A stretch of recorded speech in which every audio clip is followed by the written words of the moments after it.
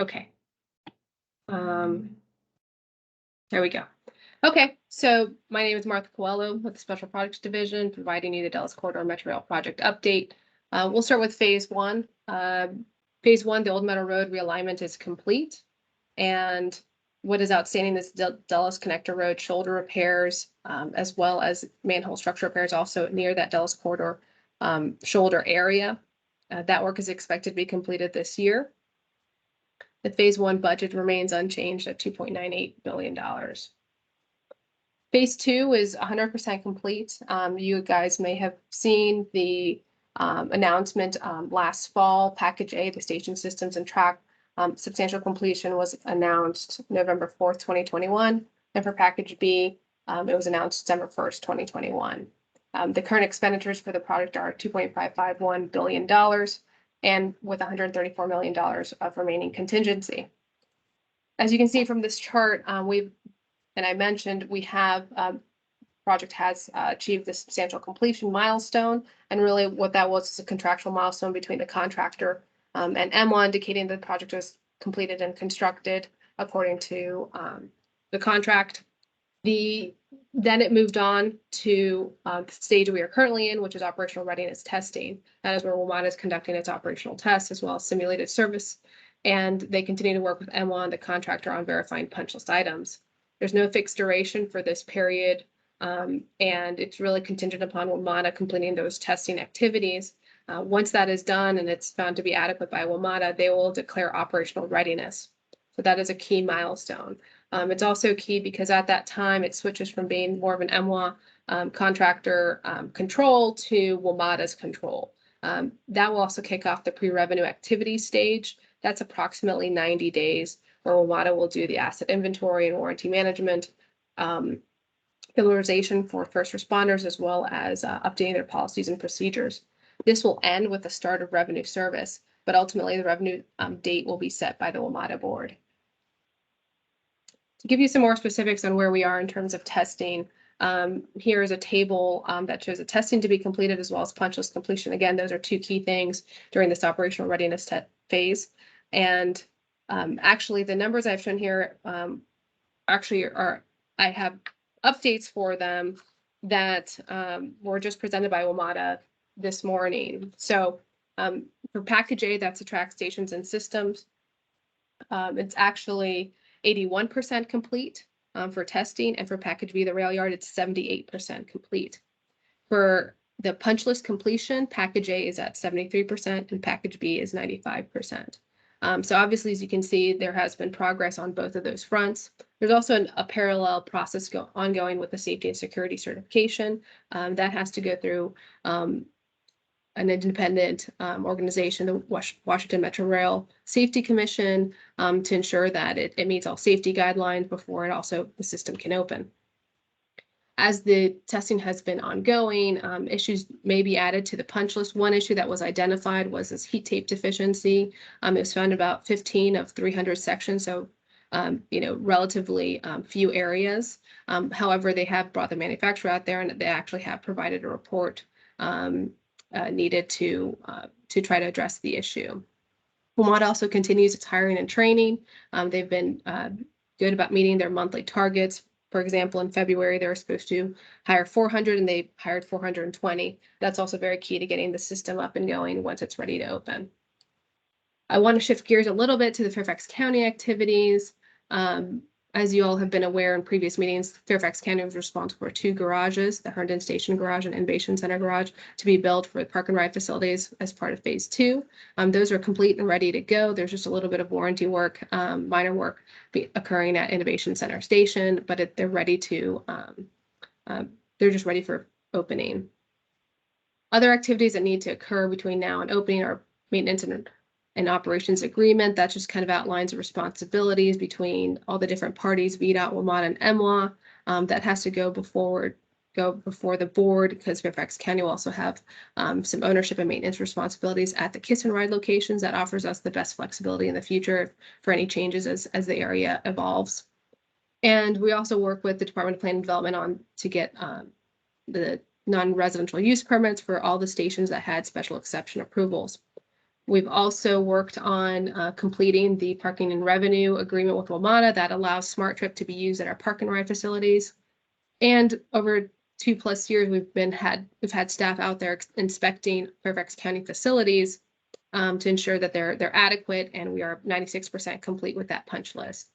On a positive note too, and looking forward, we have initiated discussion with WMATA on opening day activities.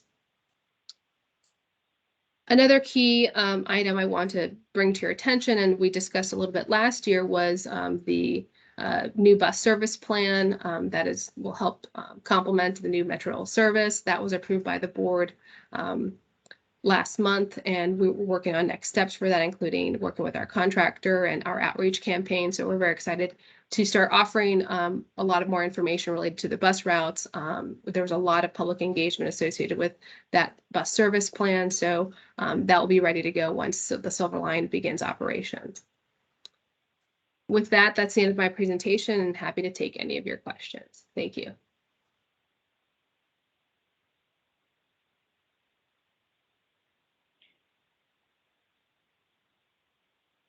Thank you. Okay. All right, so I think the next one on deck would be Mr. LaHaye's presentation. Okay. Thanks, Martha. Yeah, I'll share my screen with everybody. Okay, everyone good to go here? Hi, everybody. Joe LaHaye with the Budget Office for this presentation, which I think most of you had gotten in advance, and we kind of know the ending recommendation from a staff perspective, but some context. You know, the values in this district have grown substantially through the years, as this chart illustrates. And I think if anything, to kind of see where we were at one point, less than $7 billion, fast forward to modern day in excess of 17 billion. And even more so, you can see that, you know, those values have a direct correlation to the revenue spinoff to what at one point was a tax rate of 22 cents. We have since brought down through the years to 9 cents. And it's nice to see that we got a little bit of a positive bump growth this year in overall values of about 2.2%. You know, we took a little bit of a hit last year, which was consistent countywide with commercial values, but we're back up in the modest positive growth here. So a good story to tell. On the next slide, we just kind of give you a spin off here of all those land values and about a fiscal year basis. What's that spin off in terms of tax revenue? You know, since inception, we've got just a little under $400 million that we've collected. And in the current fiscal year and in the next fiscal year, we're bringing in just a little over $15 million in tax revenues at that 9 cent rate. So again, that's our proverbial numerator in the calculation of our coverage numbers.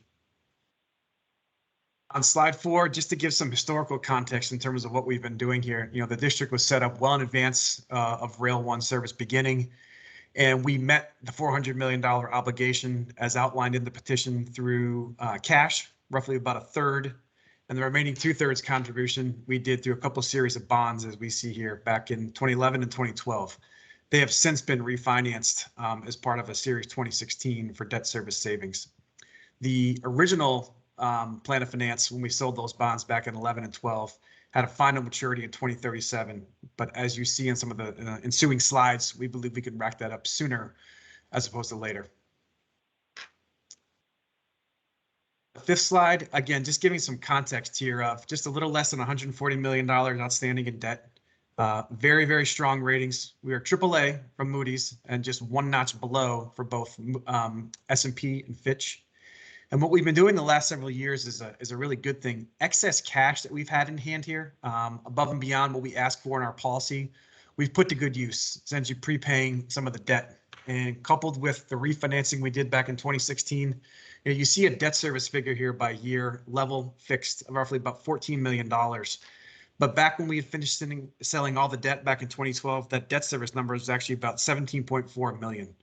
So through a combination of partial debt payoff and a refinancing, we've actually been able to bring that debt service number down almost $3.5 million. So a really, really good story to tell. And again, that led to additional flexibility through the years, is bringing that tax rate down too. And you'll also note, originally, we were going to pay this thing off in 2037. Based on some of those partial debt payoffs, we actually right now, we can dial it back to 2034, potentially some additional flexibility as well. Next slide, we talk about, this being a revenue bond, what's coverage, which really translates to revenues divided by debt service. And our goal was to have it at about 1.4 times for a policy. And what we wanted to do was make sure we had kind of met that bogey going backward. We could hold it going forward and give ourselves a little bit of a guardrail on a fiscal year basis when we review it to go no lower than 2 cents in terms of reduction per year, and then still make sure we can maintain that 1.4 times coverage. The basic premise on this is that we want to come down. We don't want to keep this any artificially higher than it needs to be. We just want to do it in a proper fashion so we can kind of add an incremental decrease and really avoid one main thing, ever coming down too hard, too quick, more than 2 cents, and then unfortunately maybe having into an ensuing year, having to go back up. So we believe this process has served us well through the years. You'll note we are a little bit below in the current as well as the next year of 1.4 times, but that kind of dives into our next piece of conversation here on slide 7. So this kind of really served as the basis for what should we do here as far as a staff recommendation that we've technically been above 1.4 in FY20 and FY21. We're a little bit below in the current fiscal year in 22 and 23. But in that sense, we don't really feel it's necessary to have to bring the rate up. We just prefer to leave it as it is at 9 cents. Land values, we believe, has stabilized for the current fiscal year coming up at $17.4 billion. And what we also do here in slide 7 is just try to give some projections in terms of where we think it would go moving forward. Our goal in this chart is to remain above 1.2 times, the solid black line there. And that theoretically the gray would serve as that guide of 1.4. Now, again, we've come down pretty hard, as you can see through the red. Where we go going forward really depends on land values. So you can see the direct correlation of the dark blue, stronger growth, 3% versus 1.5 at green, gives you a little bit more of a reflection there in terms of will you have stronger coverage or a little bit less coverage. In this case, both well above 1.4 times. But the basic piece here, the stronger the values in terms of out-year growth, the more comfort, flexibility, and margins you'll have on your debt service coverage calculations. But suffice to say, we believe we're in good shape. And this is all modeled at 9 cents. So we did not artificially raise it to try to make a coverage number meet. But again, fairly conservative in terms of our consistent planning and forecasting to the boards previously. Slide 8, trying to take that to the next level of, okay, what can this mean for the tax rate? And if we keep having some excess revenue spin off on an annual basis, can we potentially end this tax district even sooner? It's just kind of remembering originally 2037, the revised plan right now, 2034. What you see here is maybe even knock another 3 years off, depending where things go. So the combination here, we can run it at a 1.5%, 3% growth. Obviously, 3% growth gives you a little bit more flexibility to bring that tax rate down just a little bit more. You can see between 27 and 30. But at the same time, you spin off a little bit of excess cash on an annual basis because of that coverage requirement. And we would get really into a spring cycle of taking that excess cash and continuing to partially pay off the debt on an annual basis. And the net of all that is, again, knocking off an additional 3 years potentially on this tax district. And again, 9 cents at either 1.5 or 3% growth. If for some reason growth was to go higher than that, then I think that potentially gives us an ability to wind this thing up even sooner. Where that goes is obviously something we'll just continue to monitor on an annual basis. On slide 9, again, being this is a revenue bond, we've got reserves. When thinking way back to 2011, 2012, this was a brand new credit, new to the market, a new trailblaze in the county perspective. We've essentially got 2 years of debt set aside per the bond requirements, a revenue stabilization fund, and a debt service reserve fund, both equal to 1 year of debt service. And then we added a little sugar on top, essentially a residual fund of half MADs. All that translates to roughly about $35 million in aggregate. And the key piece being that if we do not tap into these reserves, which we don't anticipate we'd need to, we could essentially use these to build into our formula of paying off that debt even sooner, essentially covering roughly the last couple of years, maybe get a little more out of that. But again, we haven't made any changes to these policies. We hold these as we are legally required for the bond documents, but they've really served well in terms of adding, the credit piece that we look for. I mean, they aren't rated AAA for nothing. We've got solid reserves, solid land values, and we've got a pretty low denominator in debt service compared to what it used to be. So all again tells a pretty good credit profile to this district. On slide 10, just to give kind of an illustration of that solid black line equating to the 2.5 times reserves we want to hold, or roughly $35 million. Anything above and in excess of that, we would pull out and prepay the debt. We've done that in some of the prior years. You can see as that money did accrue. But again, we did 3 different payoffs, one of 20 million, 13 million, and one more we'll do this year of approximately $4 million. So add those pieces together, coupled with the refi that we did in 2016, that saved us, almost, I think $1.8 million a year in debt service. That's the reason why that debt service number right now is about 14 million as opposed to 17 and change when we first issued the bonds 10 plus years ago. So a pretty good story to tell. So again, the conclusion that we all kind of aware with from a staff perspective, we do recommend maintaining 9 cents. We're not opposed to adjusting that in the future. I think it'll largely just be what do the overall land values come in as far as changes assessment wise. We meet every year and we'll continue to do so. This is not static and locked in. But at the same time, continue on the prepayment option. We've got about a $4 million appropriation.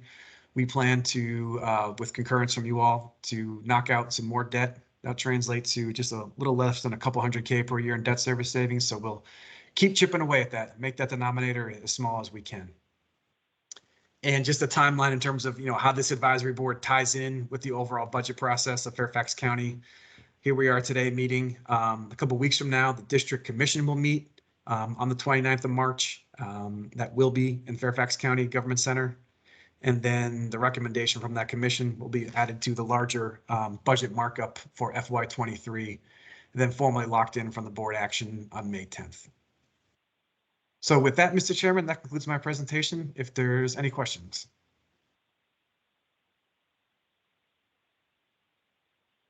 Any questions?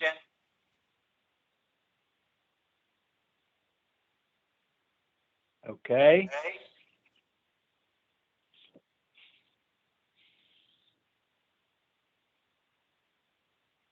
Well, I don't know where we go from here. I think at this point, there's no other motion to make. So I think the key is what Joe said at the end. The next step here is to go to the commission meeting on the 29th. That will be in person. There's no official action from the advisory board. So I don't think anything to provide to the board tax commission at this point. Okay. I think they still have to provide their report. The Is that report. what you were about to say, Tom? Yeah, Yes. there's a report, and I think in the past, there's been at least one Yeah. opportunity where the report included the fact that the members present at the meeting had no objection to the tax rate proposed by staff or something like that. So it wasn't a vote, but there were no objections raised or no concerns. Patty, am I getting that right? Am I remembering that correctly? You are. I think it was the first year of the pandemic, actually. I was just looking at that letter, and we provided draft minutes that said a quorum was lacking to provide a formal recommendation, but those that participated in the meeting were supportive of maintaining the rate at whatever it had been in that presentation. So we can probably pull that letter and just revise it and, and I can send that to you, Tom, Flurry. Okay. Assuming that is true, that the members are supportive of keeping the rate at that. Of course. At that. Thumbs up. Do I Okay. hear any objection? Okay. That's a good assumption, Tom, that everybody supports the retaining the 9 cents. Thank you. Okay, well, I think that's it for now. Tom, like I said, I will get you I'll try to pull that letter, probably have it somewhere. And you can look at it and we can submit that to the board when we go to the tax commission. Okay, good. Sorry, someone, Pam, do you have your hand up, Pam Rittenhouse? Yes, I do. I actually administrative question. Sure. To go back to when, was saying their remote location. Mr. Fleury, can you please, say your location again? Was it Vienna? No, Ponte Vedra, Florida, PONTEVEDRA, Florida. Okay. Sounds great. We Okay, use and that then, for, go ahead, Pam. oh yeah, I just wanted to put that down because we have everyone else's location. And Okay. good. Meyer was Great Falls, so I just wanted to make sure I was clear on that. And then the other thing is I have, there are phone numbers on here. I think one of them is Mr. Fleury's number, but I'm not sure what it is. There's a 532964040. Who is that?